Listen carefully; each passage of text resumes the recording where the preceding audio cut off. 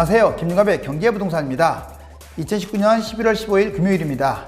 수도권 집값이 상승이 이어지고 있지만 폭등보다는 완만한 상승으로 안정을 취하는 형태라서 겨울과 총선 이전에 보합권 시세를 기대해 봅니다. 누군가 의도적으로 집값을 띄우지 않는 한 앞으로 폭등장은 쉽지 않기 때문에 무리한 투자보다는 느긋한 마음으로 하락장이 올 때까지 기다리는 것이 원칙이며, 실거주는 추천해드린 서울과 서울 인접 경기도 지역을 중심으로 금매 중심의 매수로만 접근하는 것이 좋겠습니다. 갭투자, 여러분들 정말 관심이 많죠? 특히 지방 사시는 분들 나중에 서울에 와서 살 때 당장 실거주가 힘들기 때문에 갭투자를 하는 거예요. 전세를 끼고 하는 투자입니다. 1억으로 10억 벌었다? 이거 정말 뻥일까요? 있습니다. 물론 지금은 어려운 반푼은 또 없어요. 1억 갖고 어떻게 지금 10억 벌어요. 떨어질 수도 있죠. 근데 2014년 바닥장에 잡은 사람들은 실질적으로 이렇게 번 사람들 많습니다. 자, 그러면 10억을 투자했으면 100억까지 가까이 먹었겠네요. 맞아요. 놀랍죠? 그러면 갭투자 지금 해도 되느냐? 여러분들 관심 정말 많을 거예요. 볼까요? 갭투자 매수 조건이 있습니다. 갭투자라고 해서 무작정 하면 안 돼요. 자, 첫 번째, 하락할 때 잡아야 돼요. 하락, 그것도 초반이 아니고 중후반. 그러니까 많이 떨어진 상태. 지금은 이제 아직 하락도 안 했어요. 상투장이에요. 조심해야 합니다. 지금은. 또한 상승장 초중반. 이제 상승장 초기 잡아도 되고 중기 잡아도 돼요. 즉 이것만 피하면 돼. 자, 하락 초기, 상승 말기.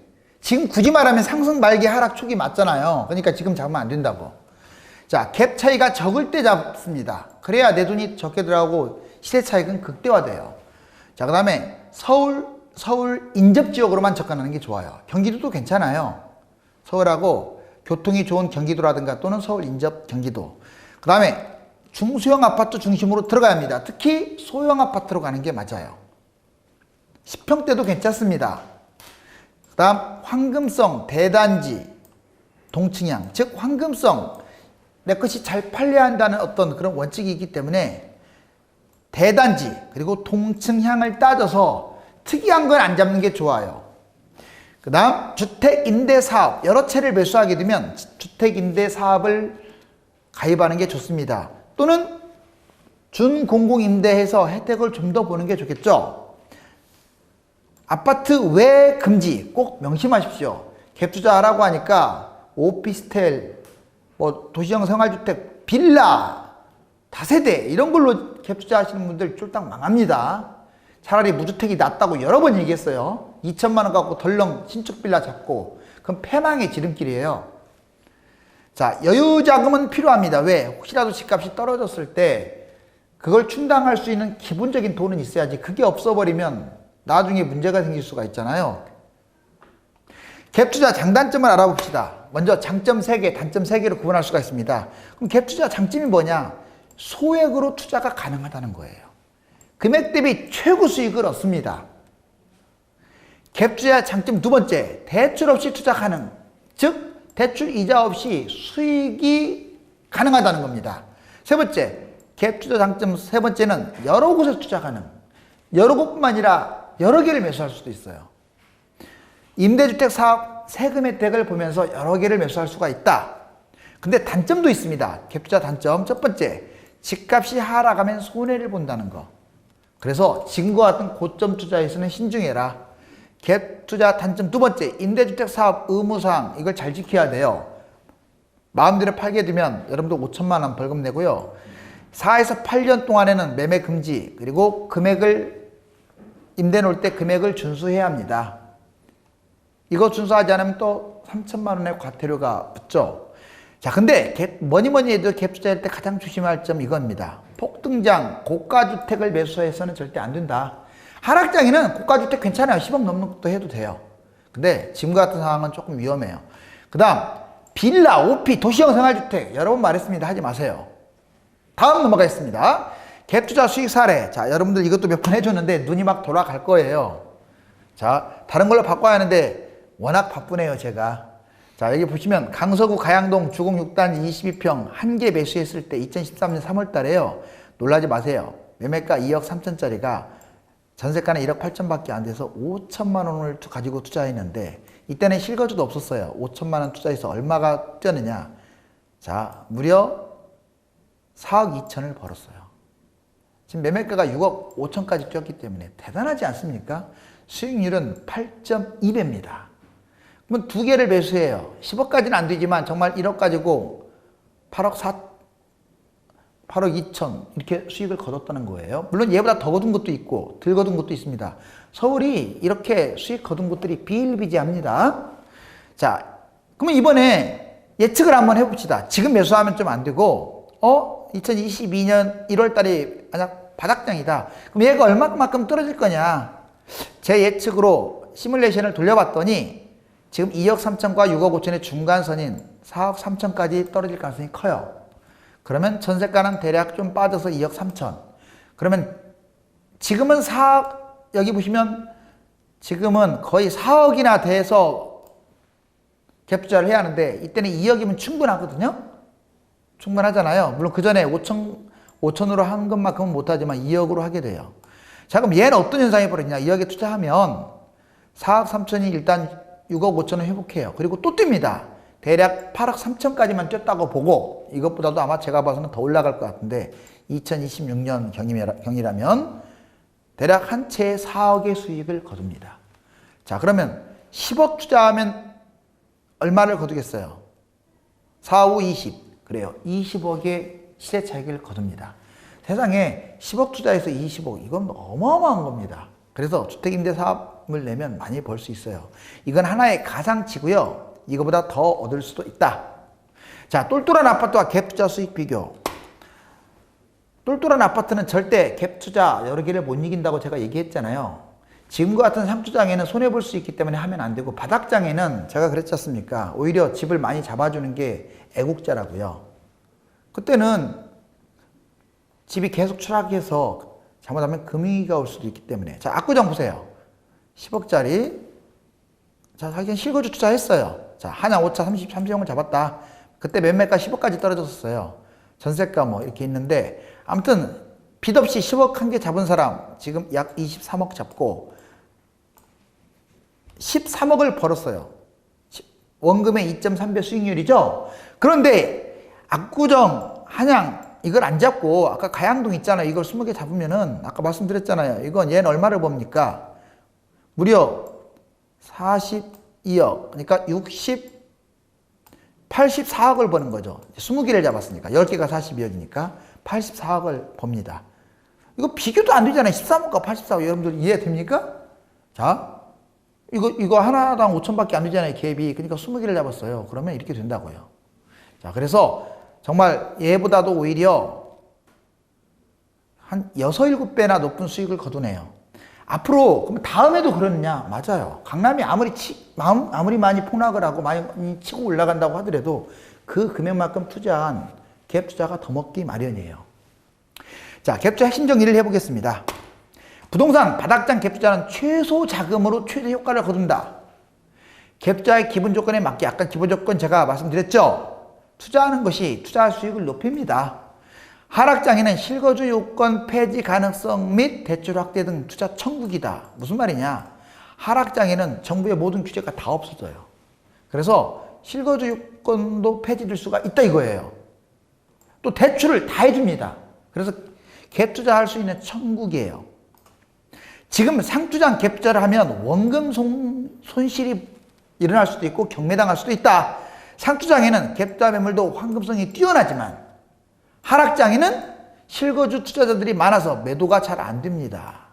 즉, 이 상투장의 갭 투자 수익을 많이 얻었다. 10년이 됐다. 그러면요, 부담 없이 던져야죠.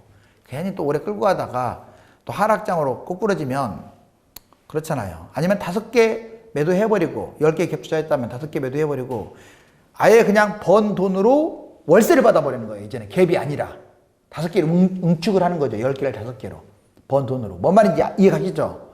자, 갭 투자는 가격이 높을 때 투자하면 무주택자들의 삶틀을 빼앗는 부정적인 투자. 즉 지금은 서민들의 집을 빼앗는 부정적인 투자가 맞습니다. 또 돈도 못 벌고요. 바닥장에는 집값 하락을 막아주는 역할을 해줍니다. 그러니까 많이 잡는다고 욕할 필요가 없어요. 무분별한 갭 투자는 정부에서 불이익을 주어야 하지만 갭 투자가 만약에 없다면은 전세를 활용 못하여 여러분들이 월세를 살 수밖에 없습니다. 그래서 순기능도 있고 역기능도 함께 있다. 자, 갭 투자에 대한 모든 거예요. 지금 현재 이제 상투장이긴 한데 서울 전세가율, 제가 상투장이지만 서울의 외곽 지역은 전망이 물론 떨어질 때 좀 덜 떨어지고 다음 상승장 때는 아마 많이 올라갈 거예요. 이제 서울은 못 사는 곳이 앞으로 없을 정도로 좀 평준화될 가능성이 높습니다. 상대적으로 갭 비율이 높은 곳들만 찝어드린다면 또 집값도 싸면서 여기 중랑구, 그리고 성북구 67, 강북구, 노원구, 은평구, 서대문구의 뭐 홍제동이나 이런데 일부, 그 다음에 구로구, 금천구, 관악구 이 정도만 해당됩니다. 서울 지금 갭 비율은 59예요. 지금 예전에 비해서는 많이 내려왔죠. 두 가지 이유가 있습니다. 전세가가 계속 하락한 것도 있고 또 하나는 집값이 너무 뛰다 보니까 갭이 벌어진 것도 있고 이번에는 경기도 전세가 여러분들이 눈여겨봐야 할 곳. 그러니까 단순하게 붙었다고 해서 좋은 게 아니에요. 입지도 선택을 잘해야 돼요. 대략 안양시 만안구, 동안구 무난합니다. 그리고 성남시 수정구, 중원구도 비교적 괜찮은 편이에요. 그리고 군포시는 3본 정도만 보십시오. 금정 3본. 그 다음 용인시 수지구, 장안구 괜찮습니다. 그리고 수원은 전반적으로 소형이 가격이 싸요. 거기가 입지가 좋은 곳은 아니지만 수원 4개구도 한번 생각해 볼 필요가 있다. 특히 그 일대에 사시는 분들. 그리고 부천시 탁월합니다. 안산은 좀 그렇고요. 자, 좀 지나서 남양주시, 구리시, 그 다음에 오른쪽 보시면 고양시 덕양구 77, 이 정도, 의정부시 무난합니다. 지금 말씀드린 곳들은 현재 집값도 싸고 또는 비싸더라도 상대적으로 갭 간격이 좀 적은 곳들로 미래 전망이 좀 있는 곳들이에요. 자, 이제 갭 투자 추정, 거래, 월별 현황. 이게 뭔 말이냐? 2017년, 여기는 2019년 12월까지 일부러 뺐습니다. 자, 이게 지금 높은 곳, 이게 뭐냐면 갭 투자 비율이에요. 지금 100을 잡았을 때 무려 59.5, 약 60%가 갭을 잡았다는 거예요. 전세 끼고. 생각보다 엄청 많죠. 이게 집값이 별로 안 뛸 때, 좀 하락할 때는 상대적으로 실거주자가 많이 매수를 해요. 갭 비율이 적잖아요. 벌써 30% 줄어들잖아요. 근데 집값이 폭등할 때는 그냥 갭으로 무작 이렇게 잡는 거예요. 참고적으로 알아두세요. 이런 자료들도 여러분들한테 필요한 거예요.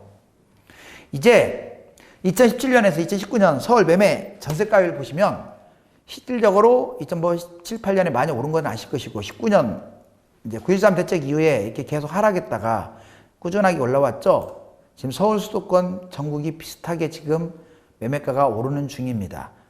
자, 폭등까지는 아니고요. 여기에 비한다면 아직도 여기서 놀기 때문에 상승은 이어지고 있는 건 맞지만 뭐 그렇게 우려할 상황은 아니에요. 서울 수도권 아파트 전세금 마찬가지입니다. 여기 보시면 9.13 대책 때 푹 떨어졌다가 계속 마이너스 놀다가 이제 플러스로 전환했죠. 전국 연립 다세대, 특히 여러분들 연립 다세대 이거 갭 투자하시는 분들이 있어요. 특히 신축 빌라 2천, 3천 가지고 막 일부 유튜브는 그걸 막 사라고 종용하는 것 같아요. 큰일 난다고 했습니다. 알았죠? 차라리 꼭지라도 아파트는 다음에 뛰어요. 근데 빌라 이거 큰일 나요. 원금도 못 찾습니다. 경매당해요. 여기 보시면 전국 연립 다세대 경매 진행 현황. 지금 낙찰률 떨어지고 있고 이게 진행 건수는 늘어나고 있어요. 집값은 뛰는데도 불구하고 이렇게 별로 신통치가 않죠. 자, 그 다음에 여기 보시면 갭 비율 지금도 이래요. 71, 73. 지금 아까 제가 훑어봤지만 경기도 일부 지역 빼고는 별로 없잖아요. 서울은 아예 전멸이고 어떤 데는 80, 여러분들 70%가 최소 경매가예요. 경매 이제 시작했을 때. 그러니까 70이 넘어가면 무조건 전세 살아도 안 된다는 거예요. 이해가셨죠? 전세 사는 분들도 그거 조심하세요. 안전선이 60입니다. 대출 없다는 선에서. 늘어나는 전세 대출. 그럼 왜 이런 현상이 벌어지냐? 지금 전세자금 대출 2015년부터 2019년 보세요. 끊임없이 늘어났어요. 전세자 전세자금 대출 그 금액만큼 내가 갖고 있는 돈으로 전세 살고요. 그 금액으로 그냥 투자를 해버리는 거예요. 갭 투자를. 이걸 정부가 지금 해주고 있다고요. 1주택자 왜 전세자금 대출 왜 해줍니까? 무주택자도 없애야 돼, 이런 것들. 오히려 무주택자들에게 더 피해를 주겠죠. 다만 집값이 하락했을 때는 또 집값 그때는 활성화 방안을 해야 하기 때문에 그건 또 이해하지만 지금은 너무 폭등했잖아요. 자, 금융위기 투자도 지금 여러 가지 방법이 있어요. 달러 투자가 있고요. 금과 은 투자가 있고요. 제가 제일 큰 별표를 치는 게 바로 이겁니다. ETF 하락장의 인버스 리버스. 그 다음에 ETF 코스피 200 상승장의 1 곱하기 2 곱하기. 그러니까 이 두 가지는 금융위기가 터졌다는 조건으로 들어가는 거고요. 그 다음에 부동산 갭 투자도 상당히 수익이 높은 거예요. 상승하면 갭 투자는 뭐다? 대박입니다. 대박. 근데 하락하면 뭐다? 쪽박입니다. 쪽박. 자, 물론 솔직히 말하자면 꼭대기장에서 갭 투자한다고 해도 그게 나쁘다고는 할 수 없어요. 투자 목적에서. 근데 본인이 어떤 기본 돈만 있다면. 그런데 잘못 투자하게 되면 쪽박 찰 수가 있는 거니까 이건 신중하는 게 좋고요. 하락장에는 무난합니다.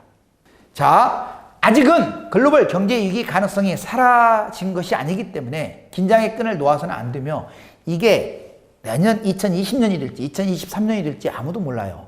회복했다가 떨어졌다가 회복했다가 떨어졌다. 아마 코스피 지수도 그런데 그거에 춤을 추면 안 돼요. 누가 그래요? 댓글에서 2100 20 얼마까지 가니까 30 얼마까지 가니까 이제 회복했네요. 이게 아니에요. 지금 2500에서 떨어졌는데 2200, 300 가더라도 또 금융위기는 항상 열려 있는 거예요. 이해가셨죠? 자, 다음 시간에 좀 더 알찬 컨텐츠로 또 찾아뵙겠습니다. 감사합니다.